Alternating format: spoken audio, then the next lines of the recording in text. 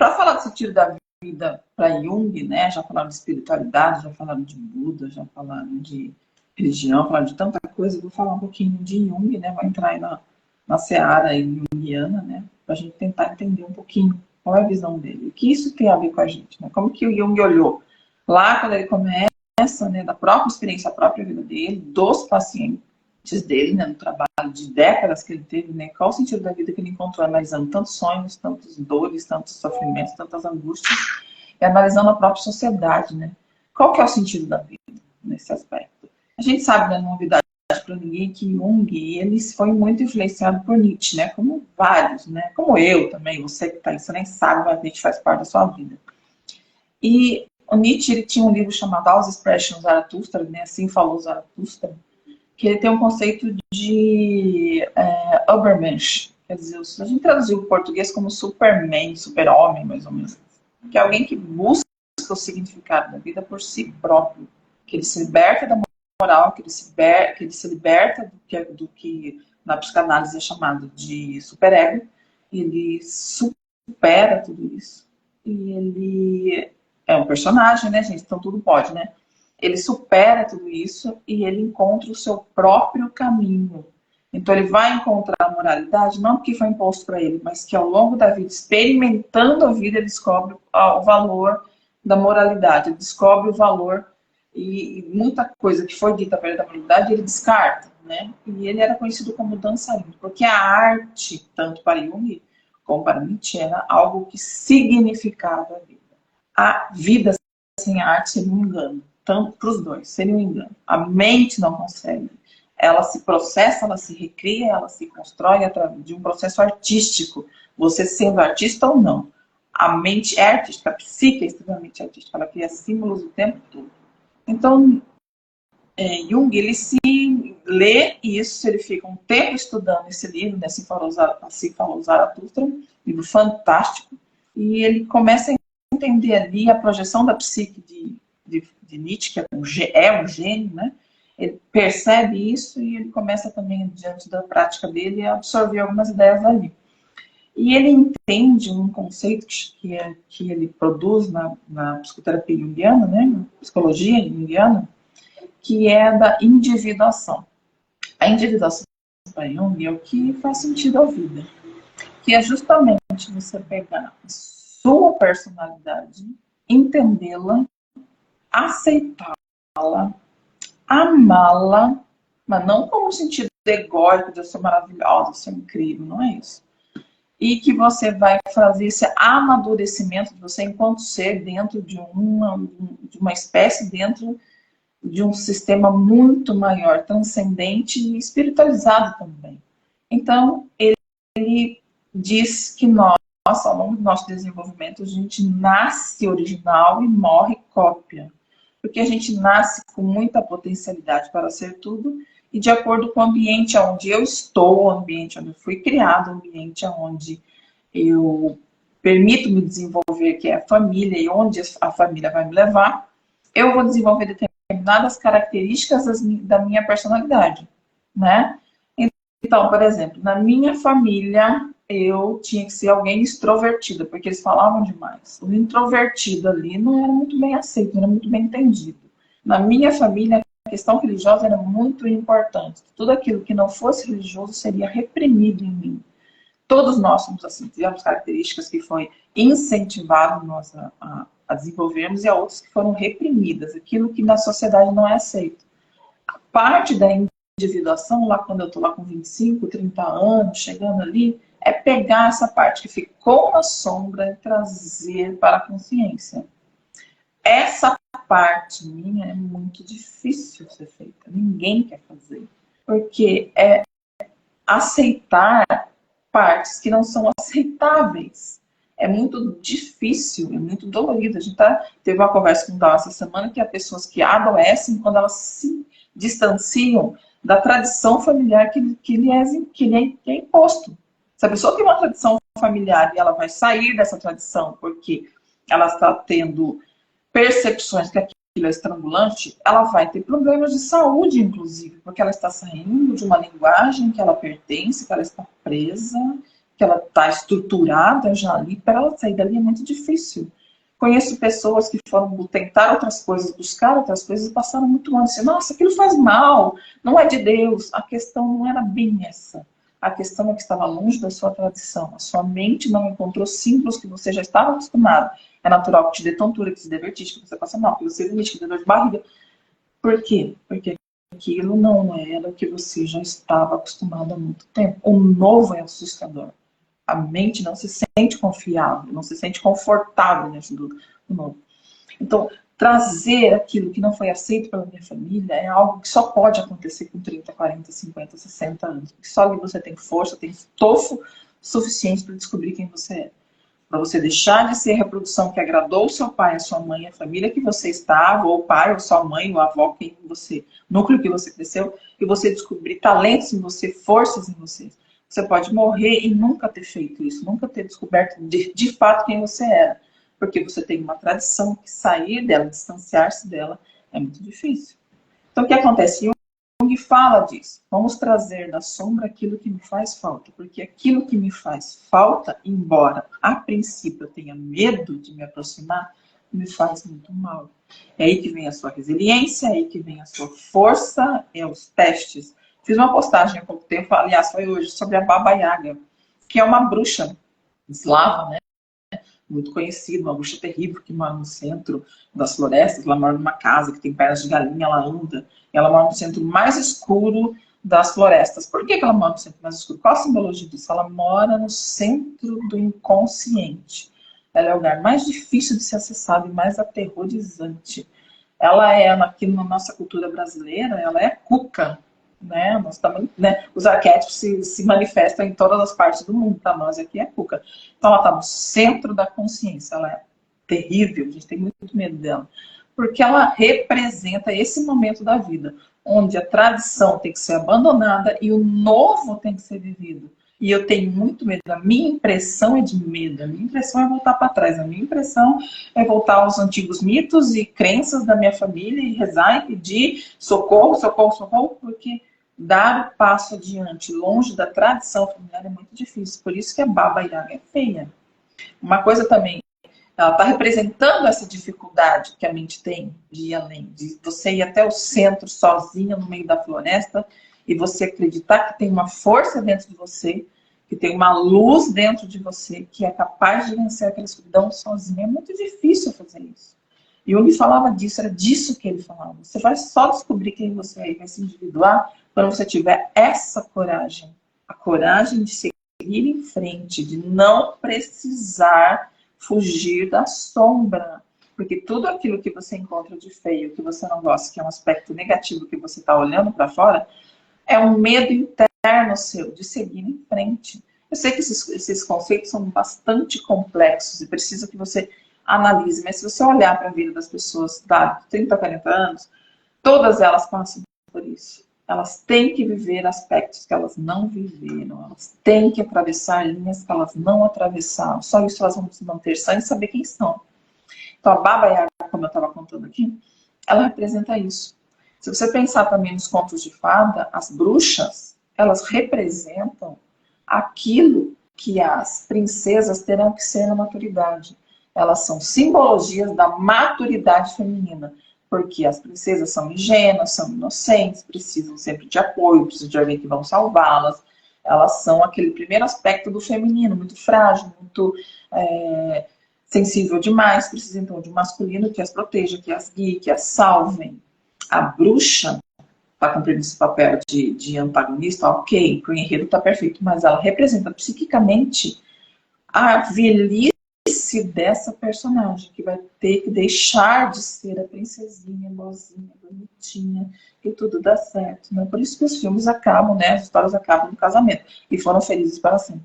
Né? É o conto de fada, porque se você vai seguir a história dela, ela vai se tornar uma mulher madura, vai ter que enfrentar medos, vai ter que enfrentar uma série de coisas que estão representadas nessas histórias como as bruxas. Então, esse processo de individuação é o que faz sentido da vida. De eu pegar quem eu não pude ser, pegar todas as minhas partes e conectar. Eu faço isso não soltando o que é de pior em mim, jogando nas pessoas. Eu faço isso com muita compaixão, que foi dito aqui por eles aqui. Eu faço isso com muita compaixão. Eu vou pegar essa parte, eu vou educar, eu vou trazer para a luz. Isso é um processo, né, difícil, importantíssimo, e quem o faz descobre o sentido da vida. Quem o faz não quer mais agradar o outro. Eu sou desse jeito, vai ser tal qual o Zaratustra do Nietzsche. Eu vou dançar no meio da rua. Você está entendendo? Não, mas eu senti vontade de dançar.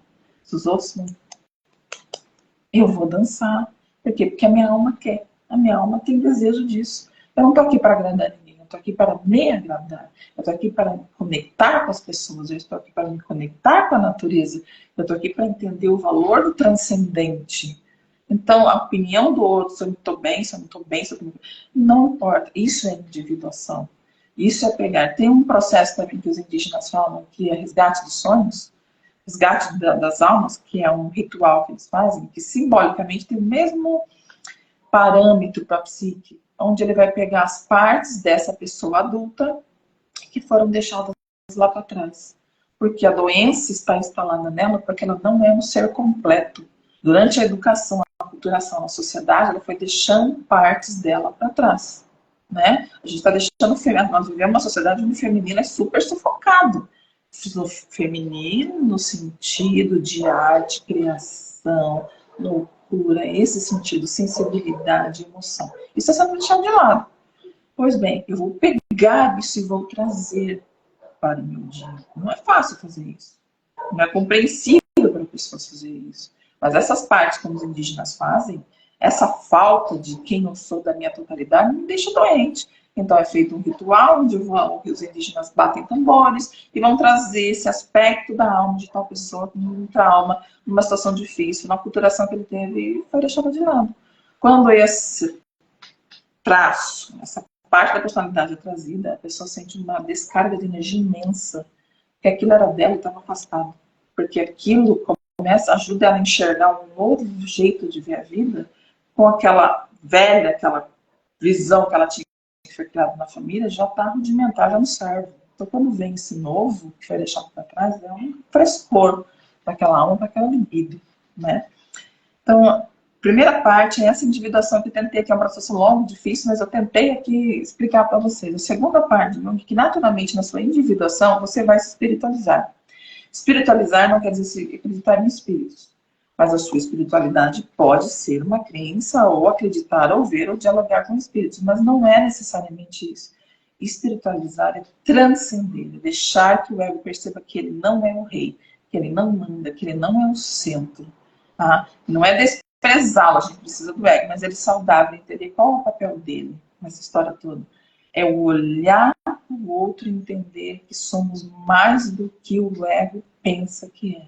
É uma transcendência de alma, de psique muito gigante, que nos faz automaticamente, quando eu vou buscando quem eu sou, quando eu vou dançar no meio da multidão, independente se estão entendendo ou não, eu estou me espiritualizando. Por quê? Porque eu estou me relacionando do jeito que a minha alma está dizendo para me fazer. E não do jeito que esperem que eu faça, ou que eu estou querendo agradar a educação que eu tive. Então, esse aspecto, naturalmente, faz com que esse ser transcenda o ego, a história dele, o passado dele, e busque novas experiências, novas formas de se relacionar. E a transcendência espiritual acontece naturalmente. Para Jung, a espiritualidade faz parte do desenvolvimento saudável do ser humano. O ser humano que não se espiritualiza, ele tem algum problema. E não quer dizer que um ateu, falando rapidamente sobre isso, não pode espiritualizar-se. Espiritualizar-se é transcender. Ele pode transcender da maneira que quiser, através da arte, através de cuidar da natureza.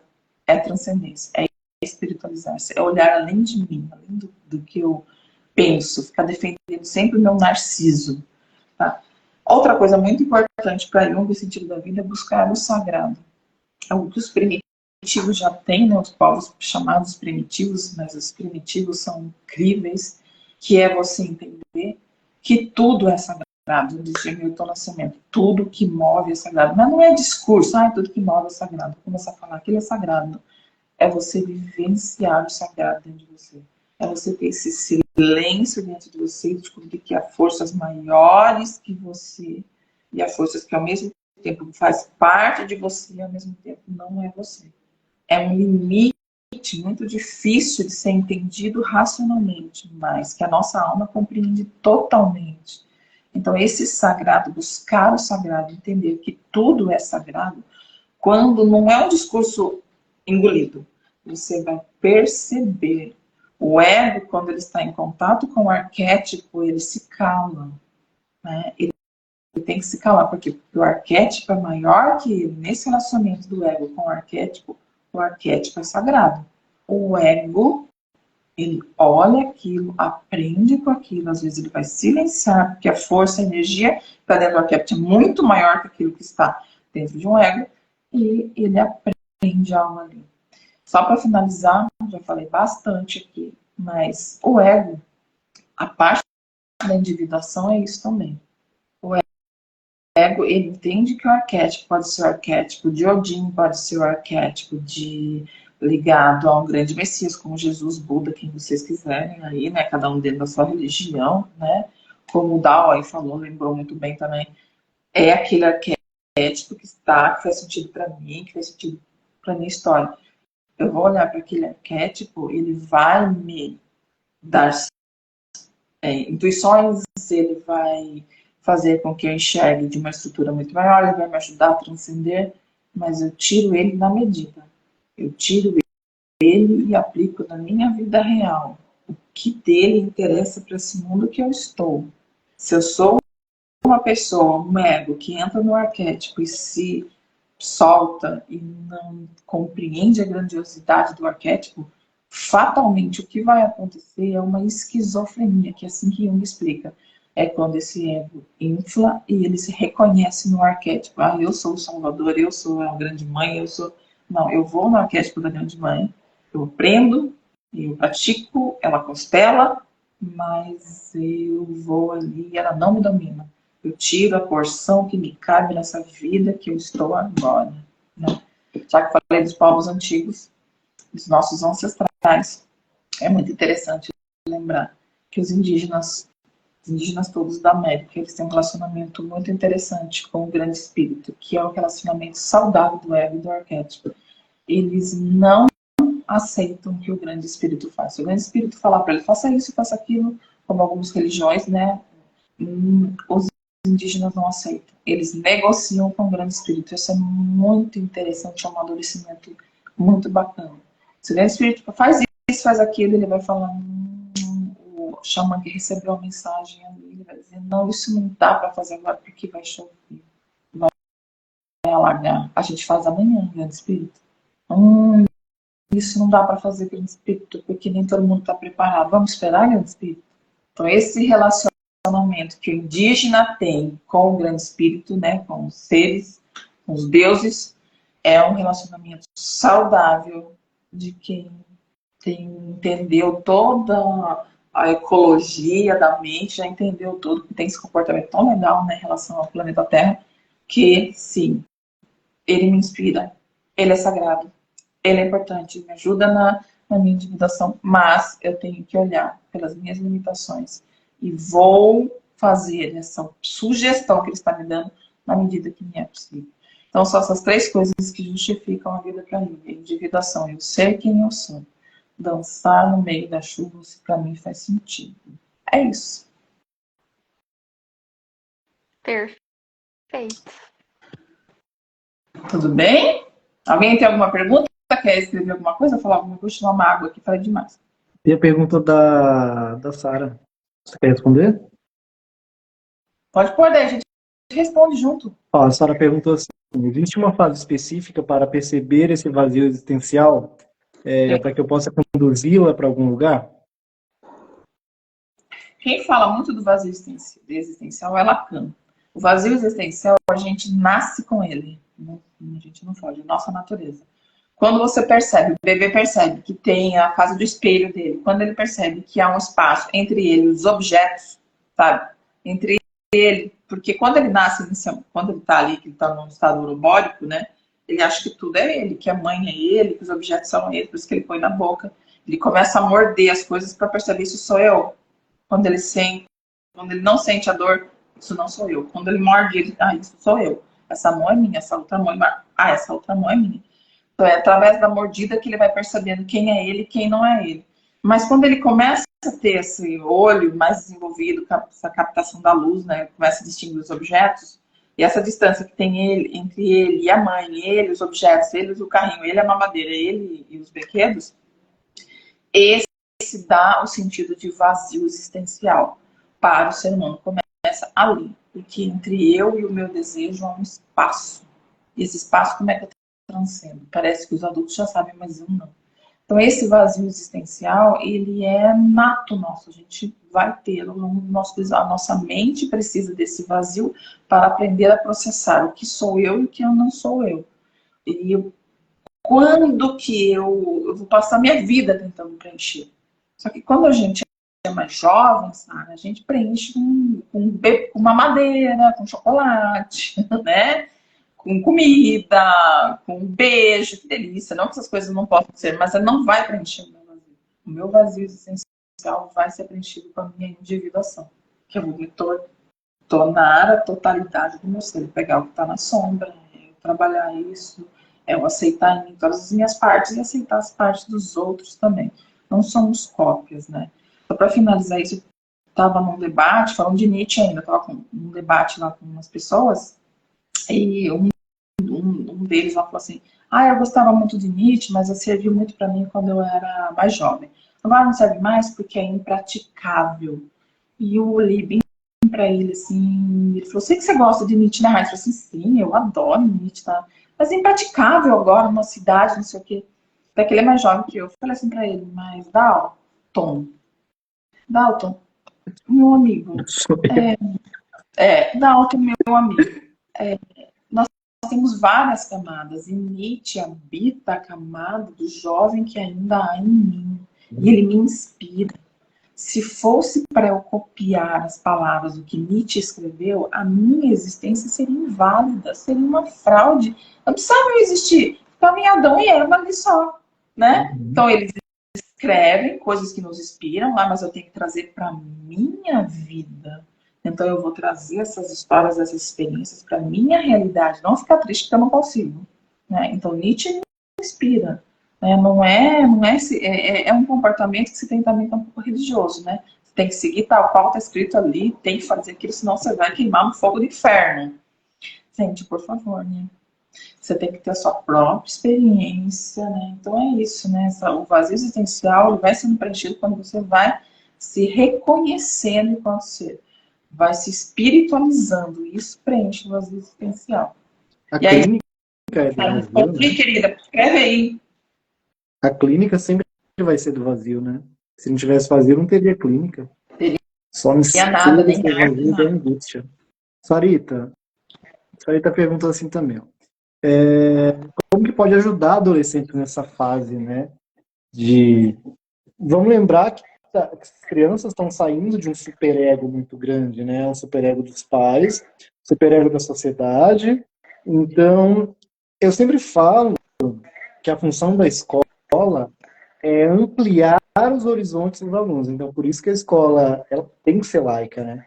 Tem que ser laica para poder apresentar para essas crianças, esses adolescentes, visões de mundo, construir verdades, para desmistificar pré-conceitos e preconceitos.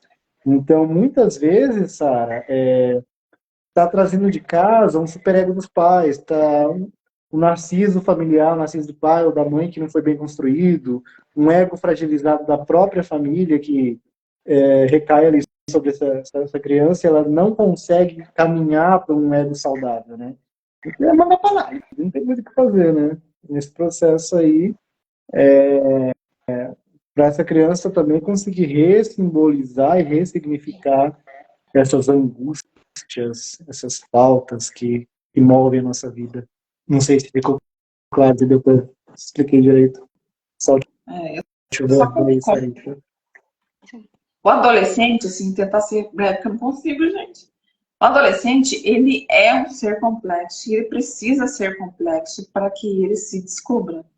O adolescente que é bonzinho, que não tem questões, gente, ele vai ter essas questões então com mais idade. E vai ser mais difícil é melhor na idade onde ele não é casado, não tem um emprego, é melhor na idade de adolescente mesmo.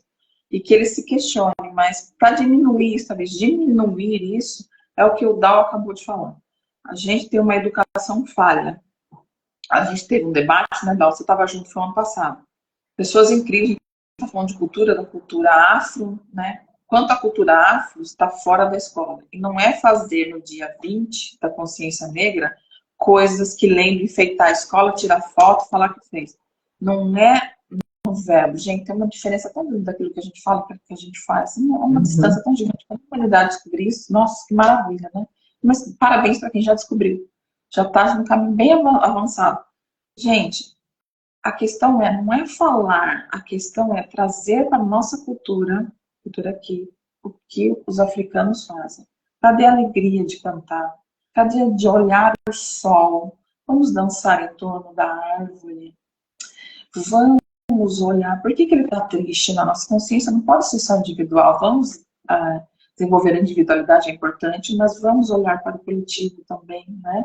Então, essa cultura que a gente tem, onde a arte, onde a prática da arte está envelopada, sabe? Só na aula de artes, só no dia da consciência negra. Isso é muito triste, faz com que se tenha um vazio.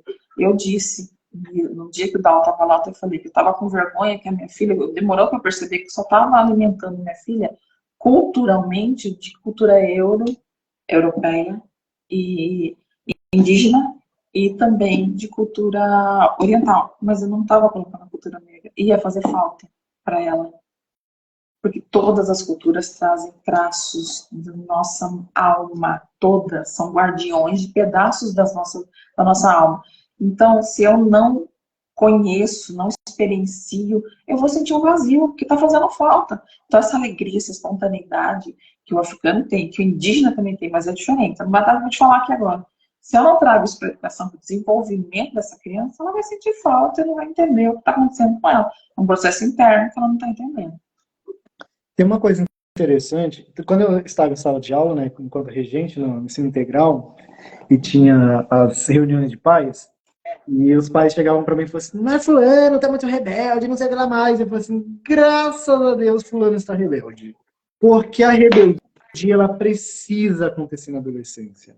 Se esse adolescente queima a fase da rebeldia, ela vai querer ser rebelde na vida adulta, e não cabe mais essa rebeldia na fase adulta. Eu entendo a angústia dos professores quando tem de lidar com essa rebeldia, só que se a gente for pensar que a gente tem um sistema de ensino colapsado, por que existem disciplina na escola pública? Porque, não só na escola pública, mas porque o ensino colapsou. O ensino ele não diz sobre as verdades que aquele aluno. O aluno está pouco querendo ver sobre oração coordenada, subordinada, não quer ver isso. Então, uma coisa que eu sempre aconselhei os pais a fazerem é dar uma falsa liberdade. É aquilo que você dá a corda, mas controla, né? Você empina a pipa, mas puxa a linha junto. Eu parei de ter problema em sala de aula quando eu tinha que orientar para o segundo trabalho e falava assim, ó, a gente tem que fazer tal coisa, eu gostaria que fosse feito por esse caminho. Ó, esse é um caminho fácil de ser feito. Você vai chegar no mesmo objetivo. Porém, eu espero que você seja extremamente criativo e pense fora da casinha e me entregue outra coisa da maneira que você desejar. Pouco me importa o caminho que você vai fazer. E foi muito bacana, porque eu parei de ter problema com os adolescentes. Tinha aquele que ia entregar exatamente o que eu pedi, porque eu sabia que não ia sair daquilo ali.